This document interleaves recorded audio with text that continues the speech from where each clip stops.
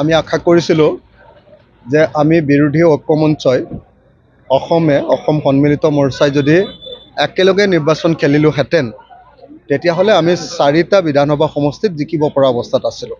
কিন্তু কংগ্ৰেছে তাতকৈ বেছি ভাল কৰিম বুলি ভাবি 5টা সমষ্টিত জিকিব পাৰিম বুলি ভাবি তেওঁলোকে বিৰোধী ঐক্যমঞ্চ ভাঙি দিছিলে।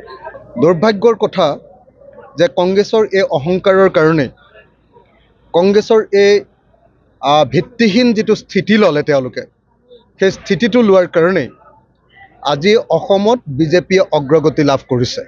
কংগ্ৰেছে তেওঁলোকৰ ভিতৰুৱা সংঘাতৰ কাৰণে গৌৰৱ গগৈ আৰু ভূপেন বৰাৰ মাজত সংঘাতৰ কাৰণে কাজিয়াৰ কাৰণে আজি 5খন আসনত বিজেপিক জিকাই দিলে। আজি গৌৰৱ গগৈৰ অহংকাৰৰ কাৰণে 5খন আসনতে আজি বিজেপি অসমত জিকি গ'ল। গতিকে ইয়াৰ পৰা আমি শিক্ষা এটাই ল'ব লাগিব যে 2026 চনত আমি আকৌ একলগ হ'ব লাগিব। বিজেপিয়ে হৰুৱাবৰ হ'লে আমি আটাইবিলাক ঐক্যবদ্ধ হ'ব লাগিব আৰু কংগ্ৰেছে তেওঁলোকৰ অহংকাৰ ত্যাগ কৰিব লাগিব। লিলি হোটেলৰ মিটিং আমি কৰা নাছিলোঁ। লিলি হোটেলৰ মিটিং মাতি নিছিলে কংগ্ৰেছে।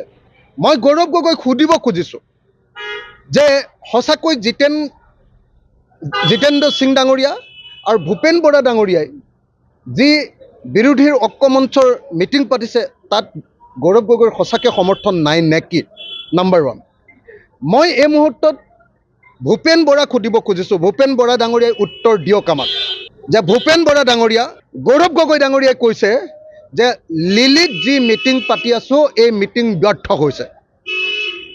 সেই মিটিং লিলিত আৰু পাতিব নালাগে, পাতিব লাগে কোনোবা ধাবাত, বিহালীৰ ধাবাত। তাৰমানে কংগ্ৰেছৰ অফিচিয়েল মিটিং এইবিলাক নাছিলে নেকি? ভূপেন বৰাই যেতিয়ালৈকে এই উত্তৰ নিদিব তেতিয়ালৈকে ভূপেন বৰাৰ লগত কোনো কথা পতা নহ'ব। যেতিয়ালৈকে ভূপেন বৰাই এই প্ৰশ্নৰ উত্তৰ নিদিব তেতিয়ালৈকে কেতিয়াও কংগ্ৰেছ দলৰ লগত কোনো কথা পতা নহ'ব। ভূপেন বৰাই আমাক অপমান কৰিছে আৰু গৌৰৱ গগৈৰ এই প্ৰশ্নৰ উত্তৰ কংগ্ৰেছ দলৰ ভূপেন বৰাই আমাক যেতিয়ালৈকে নিদিব তেতিয়ালৈকে ভূপেন বৰাৰ লগত আমাৰ কোনো কথা বাৰ্তা নহ'ব।